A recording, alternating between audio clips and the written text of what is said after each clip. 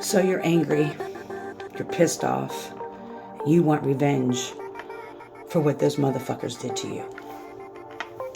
Okay, no judgment here.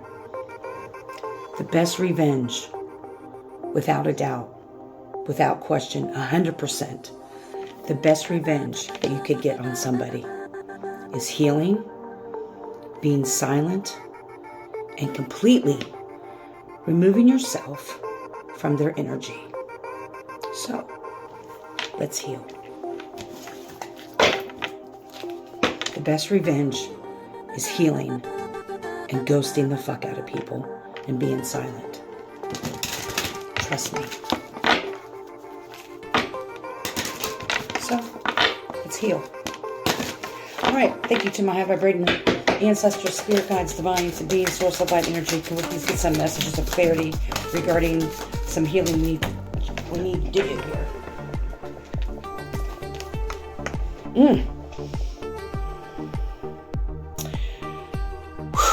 The guilt trap. Release unnecessary guilt. Self-blame keeps you chained to cycles of suffering. Self-blame keeps you in cycles of suffering. Blaming yourself for when you didn't know any better. Blaming yourself when you were unhealed vision, right? The mask of happiness. Are you hiding sadness behind forced smiles? Authenticity heals deeper than avoidance. Ooh, authenticity heals deeper than avoidance. So, areas that you may need to work on for your healing is that maybe you have been conditioned, like most people in the world. It takes more courage to be authentic, because usually people scatter when you're authentic, right? When you show up as your authentic self, it scares people. It scares people who are unable to show up as their authentic selves. They're afraid of it, right? So they wear masks. Majority of people do. They wear masks and force themselves to be okay with situations. This isn't about putting on a brave face and working through stuff, right? This is about people who really literally put on a mask when they go to work. They put on a mask with friends or family. They put on a mask when they're really not feeling something, when they know the vibe is off, when they know something's not meant for them. They just still put on this mask of that everything is okay. Goes back to the resentment that we talked about last night. Then you start having resentment towards shit, right? Because you're the one wearing the mask. This may resonate, may not. It's okay either way. It's just taking a look at, for so long, sometimes people have masked for so long, they don't know what or who they truly are. I was one of those people. I didn't realize I was masking. I'm neurodivergent, and I'm on the spectrum, if you couldn't tell. It's a superpower. I didn't realize I was masking my entire life to make other people feel more comfortable, because I intuitively knew what was going on with them, and I didn't want to be a part of it in that sense. So I just masked and pretended like everything was okay, or that I didn't see things, or that I didn't know things, or that I didn't know that these motherfuckers were lying to me, right? And each time it chipped away at my soul and my spirit. It actually pushed me further from embracing my authentic self. And so I made myself small in so many different spaces. In what ways have you allowed yourself to be small in certain spaces that you didn't allow your authentic self to show up?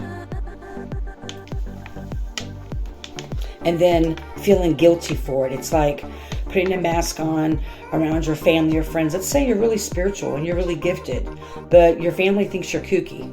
Fuck them, first of all. I mean, I know it's easier said than done. I mean, I said fuck them all to everybody in my life. I mean, I'm doing so much better now. I'm on the other side of it. It wasn't easy. And it becomes exhausting. And so what happens when we put these masks on, even though we may not identify them as masks because we see it as being fake, a lot of times people don't even realize, because they're so used to just putting different masks on around different people, not showing who they are. So if you're someone who's very spiritual and you have gifts and abilities, and you have family members or friends who think that's woo-woo. I don't even like that word, woo-woo. Oh my God, woo-woo. Or it's whatever it is, right? And so you kind of dim your light, or you may not talk about it a lot, or it's like you hide that part of you away.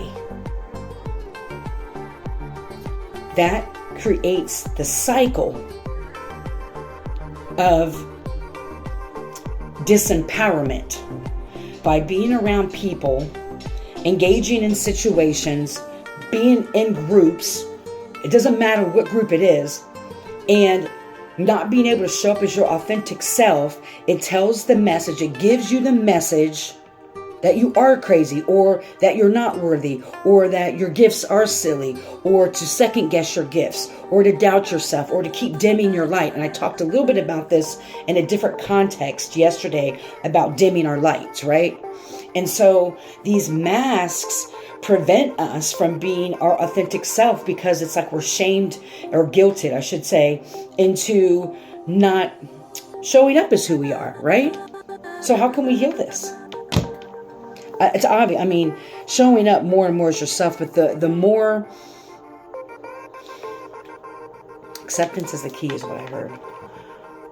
Some of you still probably have a challenge with fully showing up as yourself in every arena, because you fully haven't accepted that who you are and the power that you hold within, that you still have imposter syndrome. And we all experience it from time to time. Okay. So it's not like you're free from it. The more, and I've said this many times, the more you follow your intuition, the more you speak your truth, the more you step into your authenticity, the stronger you become in that. It's fortified. When we surround ourselves with people who don't even believe in psychics, if you're a psychic, or don't believe in whatever it is that you're doing, then why the fuck are you around them? That means they don't believe in you. So by being around them, you're reiterating this cycle of non-belief in yourself. By being around those individuals. Again, I just heard something, they're my family, I get it. I used to have 2 sisters and a brother, many cousins, second cousins, nieces, nephews. I had a pretty decent sized family. I don't talk to any of them anymore. Rightfully so. And I'm not saying that's your path, right? My path is not your path. I'm sharing, I understand the challenges that come with choosing yourself.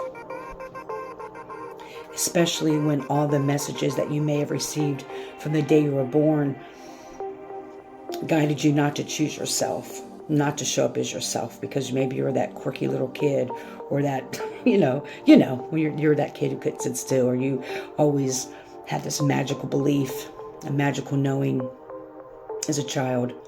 And so they tried to dim your light then. So I understand the challenges when it comes to removing people out of our lives. The bigger challenge is allowing people to stay in our lives that question who we are. So then it prevents us and creates more barriers for us to show up authentically. Well, they're going to think I'm crazy. They're going to think I'm nuts. They're going to fucking think it anyway. And finally give no fucks and take that long to really step into your power. To allow other people's fears to be projected onto you. You know deep down in your soul and your spirit who you are. You know you're meant for greatness. You felt it since you were a fucking kid. You knew there was something more. You know there's something more. You know you have these great powers. I don't care if you're a cashier. I don't care if you're a fucking janitor. I don't care if you have your own. I don't care what society has, what group they've put you in. It doesn't matter. That has nothing to do with the spiritual realm. Doesn't give a fuck about what you do for a living. Doesn't care how many degrees you have or don't have, or what you do to make your fucking money on this earthly plane.